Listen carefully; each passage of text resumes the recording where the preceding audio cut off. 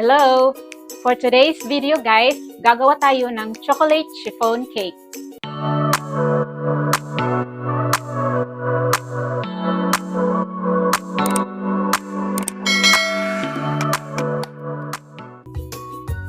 So dito, nag-prepare ako ng 90 grams na mainit na tubig. Nagtimbang ako ng 20 grams cocoa powder at ihalo natin ito doon sa mainit na tubig. Whisk natin ng mabuti para mag-melt siya yung cocoa powder.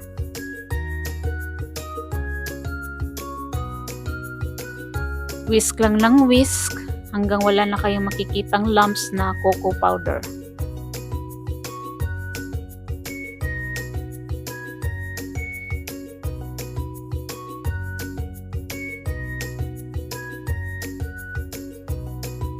Ngayon, mag-add tayo ng food color. Ang gamit ko ay powder food color by Heiko. 1 teaspoon po ang ating gagamitin. Then, whisk natin.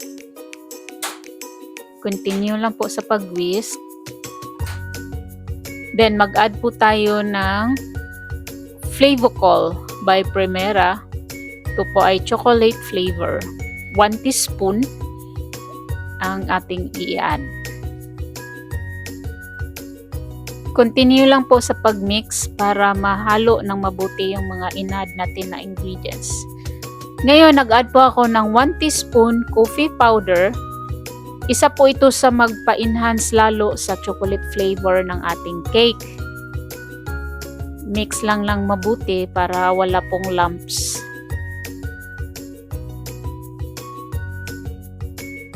Then, nag-a-add na po ko dito ng 125 grams na white sugar. Mix lang din ng mabuti hanggang matunaw yung sugar na ating ina-add.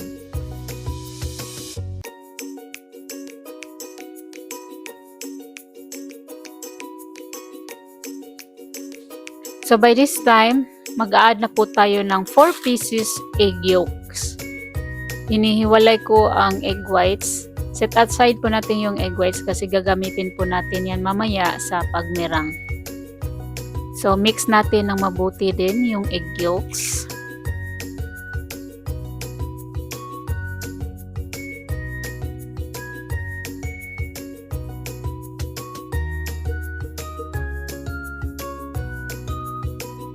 So, ngayon mag-a-add po tayo ng 50 grams oil. Ang ginagamit ko lang po dito is vegetable oil. Pwede po kayo gumamit ng chiffon oil.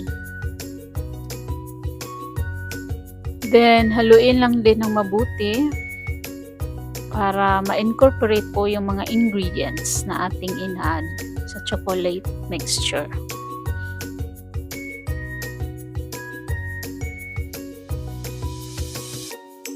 Now, i-add na natin ang dry ingredients, 118 grams cake flour at 3/4 teaspoon na baking soda.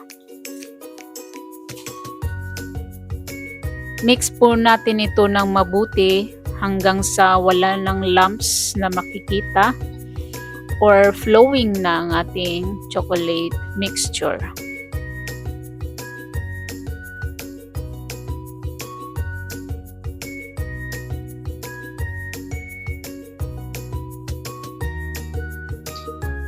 Mix lang po ng maigi hanggang ma-achieve natin yung tinatawag na ribbon stage. Ganito po dapat ang consistency. So dito sa ating mirang, ang ingredients ay 225 grams egg white, 100 grams white sugar at saka pinch of cream of tartar. If napansin nyo kanina, yung nag-prepare tayo ng egg yolks, yung pinaka-egg white niya, yun yung ginagamit natin dito. So, whisk natin ito hanggang stiff peak pero glossy. Hindi yung stiff peak na dry. Nasa number 5 speed yung stand mixer ko. At saka nag-mix ako nito or nag-whisk ako nito mga around 3 to 4 minutes.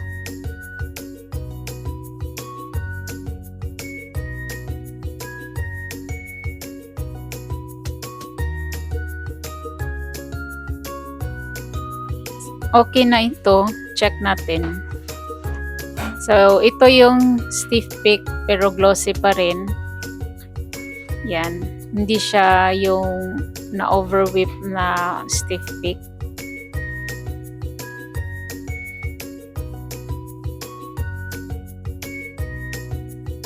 Hindi masyadong kita. Teka, adjust natin. Ayan. So, yan, makikita mo hindi na nagbe-bend yung pinakadulo. So, i-fold natin ito doon sa ating chocolate mixture. Naglagay lang ako ng mga dalawang scoop. Tsaka, fino-fold ko doon sa chocolate mixture. So, sa pag-fold, wag pong maging tawag doon aggressive para hindi po ma-deflate yung meringue natin. Kapag wala na kayong nakikitang white streak ng meringue, add nyo na yung remaining na meringue doon sa ating chocolate mixture. Then continue folding hanggang sa well incorporated na yung ating meringue and chocolate mixture. Pwede rin gumamit ng balloon whisk if meron kayo.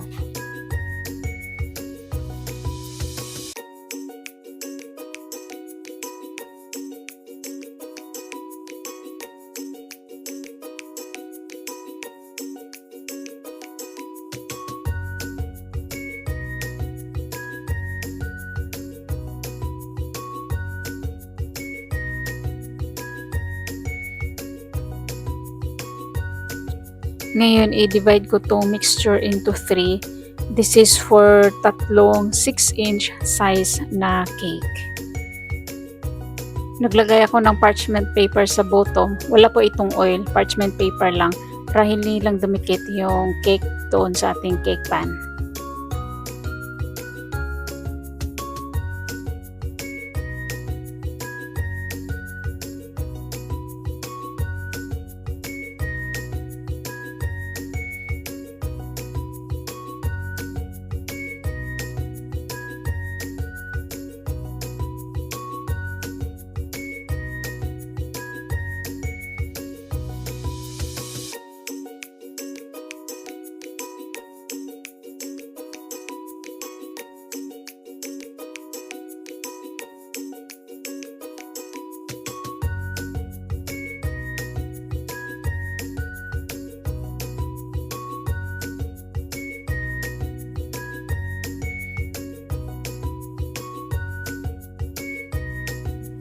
I-tap lang natin ng 3 times para lang ma-release yung air bubbles.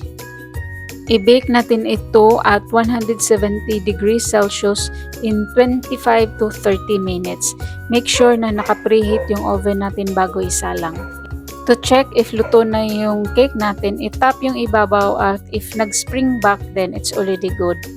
Itaob natin ito sa cooling rack for about 5 minutes, tsaka natin ipa-cool completely.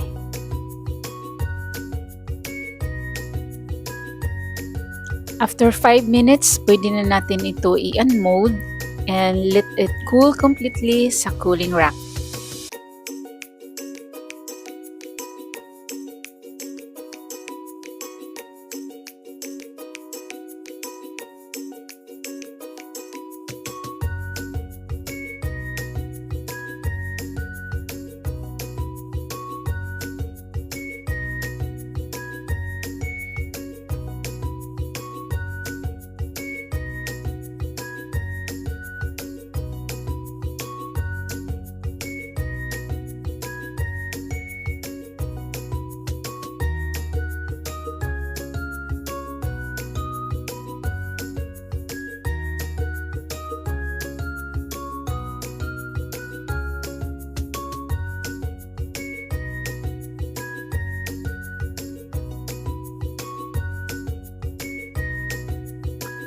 Ito na siya, very fluffy, hindi dry na chocolate chiffon cake.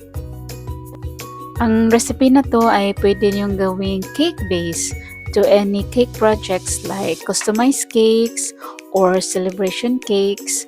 Pwede din siyang ipang cake base para sa dream cake. You can also bake this sa tube pan. Just double the recipe and maka-yield ito ng 2 chiffon cake. I hope you can try this at home.